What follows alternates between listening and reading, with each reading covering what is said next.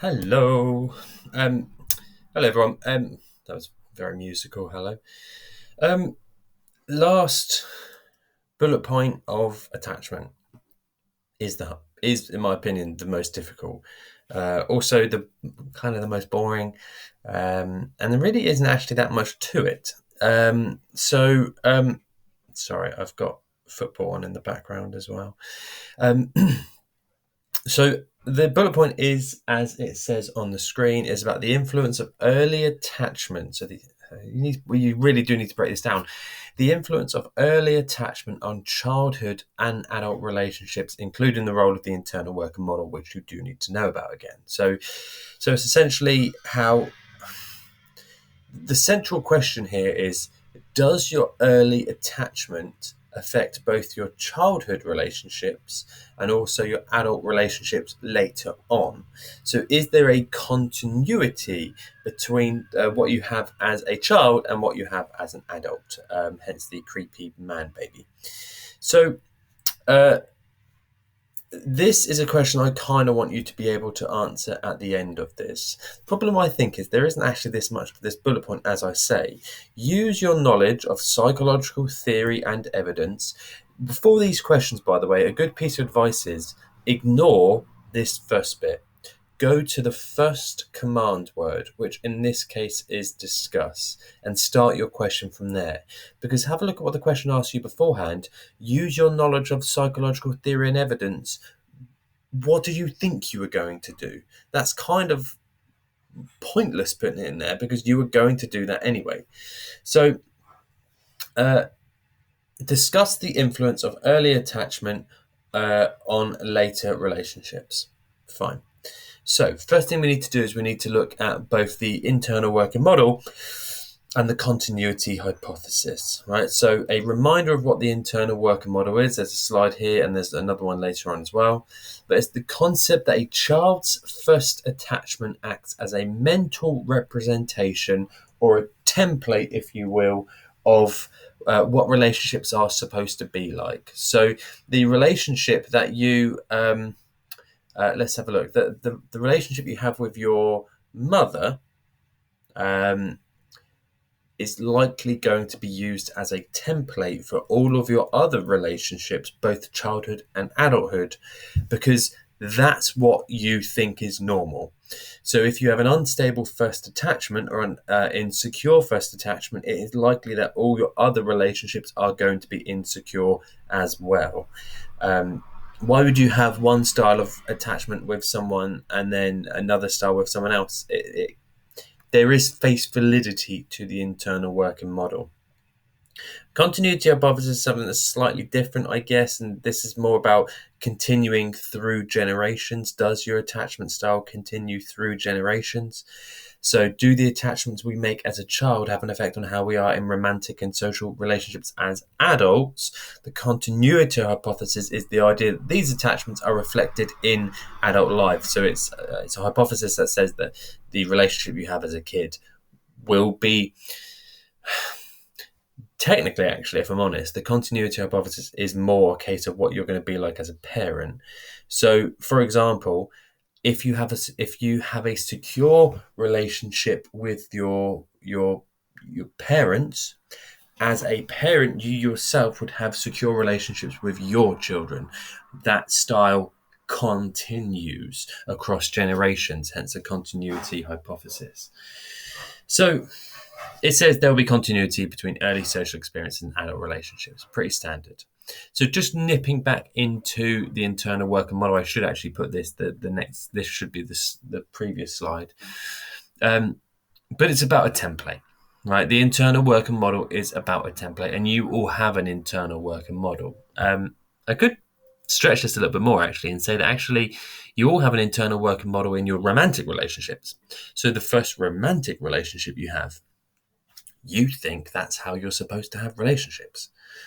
So however needy or clingy or distant or independent your partner is, if you have one, of course, you think that's how you're supposed to be in all relationships. So you're going to take that, I guess we could call it a romantic internal working model, and you're going to have that for your next relationship, because almost certainly you're going to have a next relationship.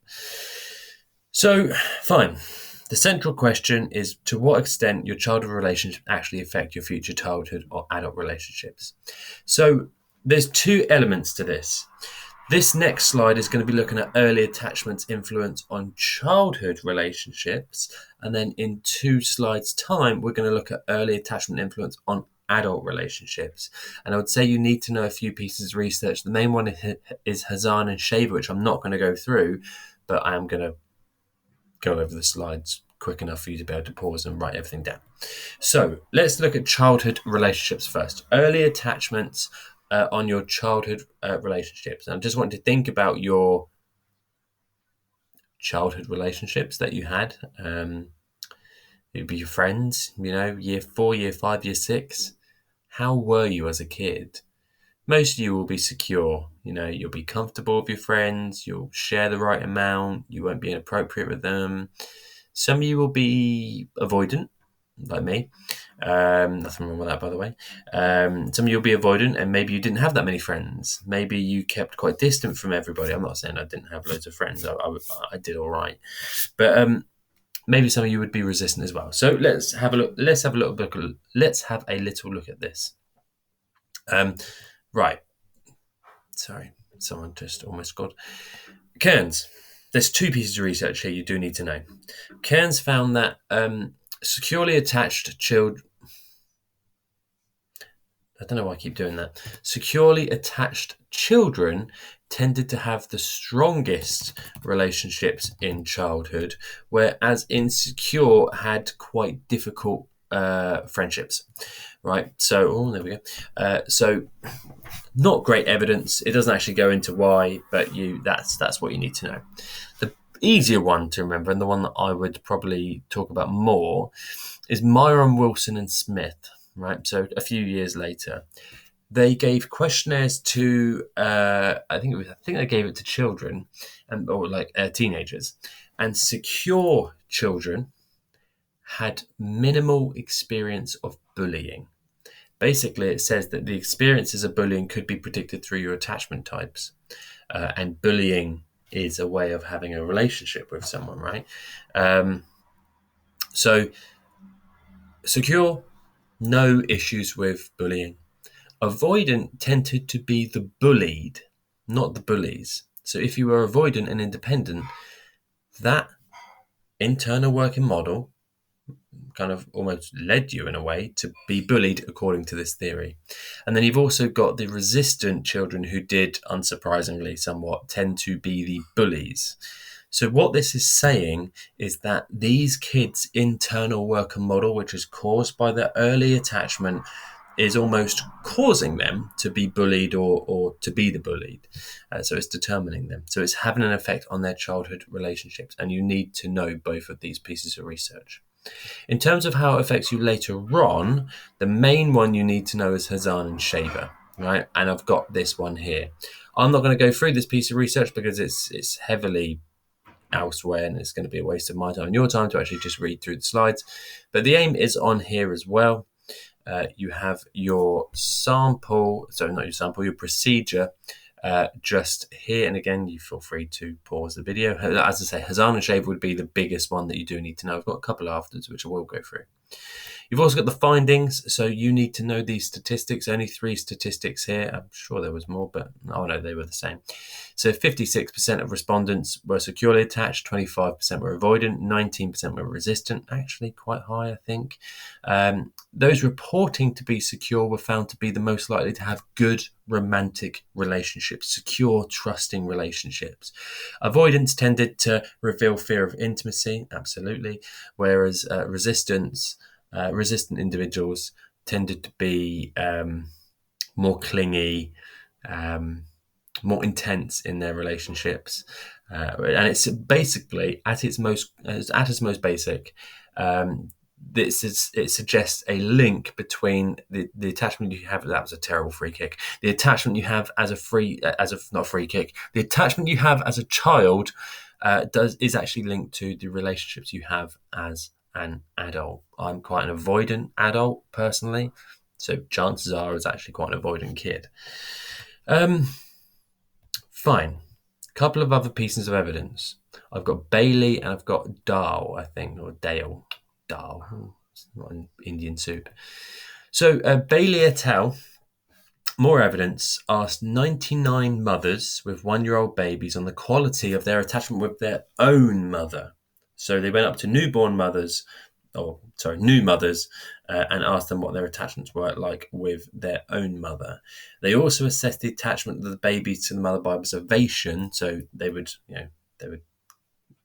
give an interview, but they'd also be watching the new mother with their baby.